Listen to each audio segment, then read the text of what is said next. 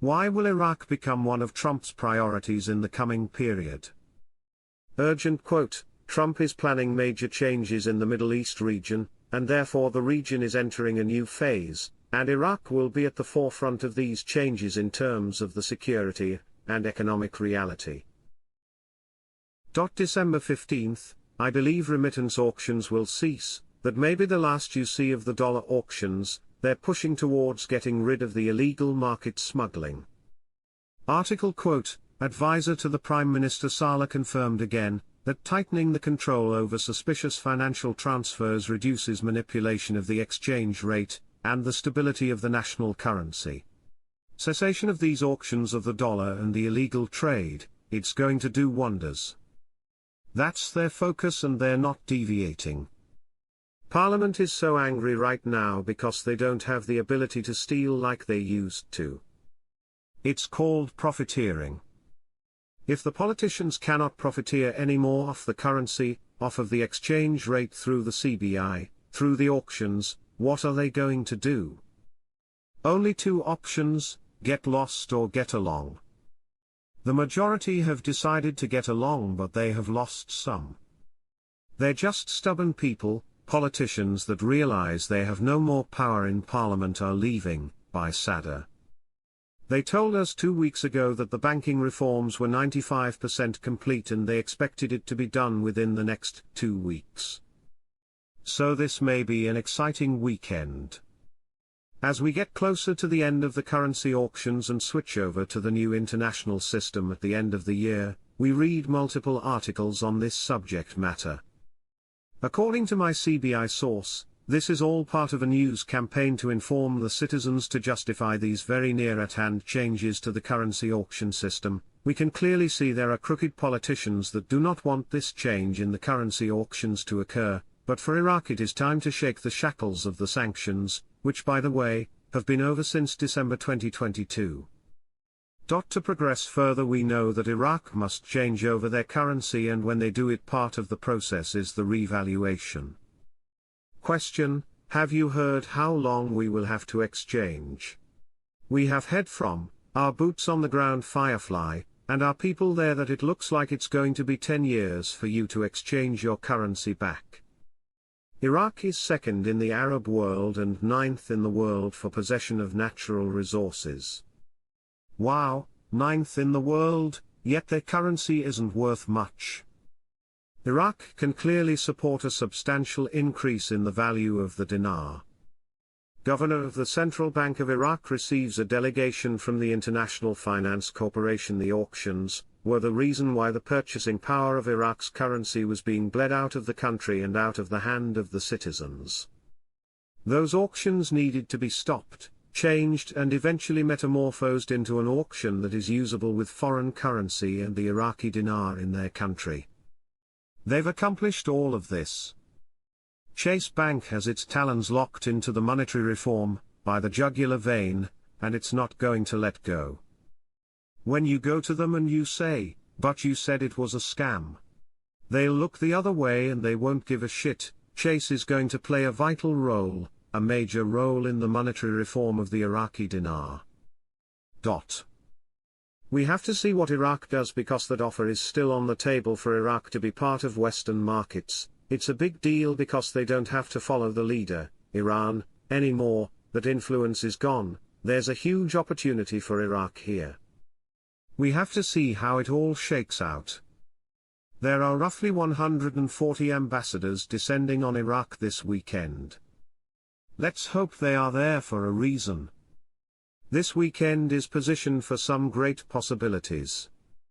The banks are ready to go. Oil reform is complete, and get ready. We are nearly there. It may begin today, or tomorrow when Trump rings the bell at the stock exchange. We are about to cross that finish line. Just get ready, everyone.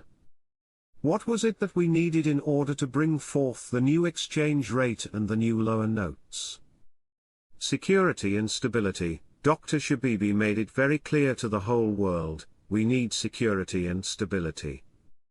Do you think Iraq is secure and stable now, in order to bring forth the monetary reforms, new exchange rate and lower notes. Yes. There's 140 ambassadors already started arriving for a celebration in Basra. For what? A historic event inclusive, UNESCO, UNICEF, the World Bank, deputy ambassadors, etc. etc. Why would they all be there? For what? Because they're going to showcase, for all the investors. What are they going to showcase? Iraq's basically sounding like they're going to open to the world. I don't know about you, but I'm really excited. I've been white-knuckling it for a few days. Let's watch what they do, let's watch what they say. Independent politician Aid al-Hilali hinted on Friday at the possibility of extending the presence of U.S. forces inside Iraq despite the existence of an agreement between Baghdad and Washington for these forces to leave in the next 2 years. Al-Hilali told Al-Maluma, the agreement between Baghdad and Washington was clear, and it set a date for the withdrawal of American forces from Iraq next year, with part of these forces remaining in the Haria base with the aim of providing logistical support to the American forces present in Syria, with these forces also leaving in 2026. He added, there is a paragraph that has been included in the agreement between Baghdad and Washington that relates to the situations and challenges that may occur, which may lead to extending the stay of these forces inside Iraq. He said, the agreement is still ongoing and there is communication between al-Sudani's team and Trump, and there are many things that the future may talk about, especially since the scene is still complicated in light of the developments witnessed in the region. The International Monetary Fund, IMF, provided a detailed assessment of the Iraqi economy, pointing to the challenges and opportunities that lie ahead for Iraq. According to the fund, the Iraqi economy contracted by 2.2% in 2022, but the forecasts for 2024 and 2025 are more optimistic. The fund expects the economy to grow by 1.4% in 2024 and 5.3% in 2025.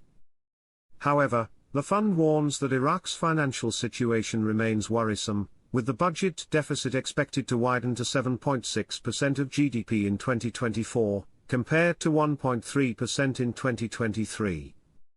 It also expects government debt to reach 48.2% of GDP in 2024 and 54.6% in 2025. Domestic stability and recovery. Despite these fiscal concerns, Iraq has seen significant improvements in domestic stability. The IMF notes that domestic stability has improved since the new government took office in October 2022, creating an environment conducive to economic reforms. This stability was a key factor in the approval of Iraq's first 3-year budget, which, despite its fiscal expansion, has helped drive a strong recovery in the non-oil economy. In addition, Iraq has been largely immune to regional conflicts, especially the ongoing conflicts between Israel and the Gaza Strip. This relative stability, combined with the recovery of the non-oil economy, has allowed Iraq to focus on internal economic adjustments. Inflation and fiscal imbalance. One of the positive aspects of Iraq's recent economic performance is the decline in domestic inflation, which fell to 4% by the end of 2023. This improvement is attributed to lower global food prices, the currency revaluation in February 2023, and the return of trade finance to normal. However, the IMF warns that Iraq's fiscal expansion, coupled with lower oil prices, could exacerbate economic imbalances. While the expected fiscal expansion in 2024 is expected to stimulate growth, it could lead to a further deterioration in fiscal and external accounts. Iraq remains vulnerable to oil price volatility, which accounts for a significant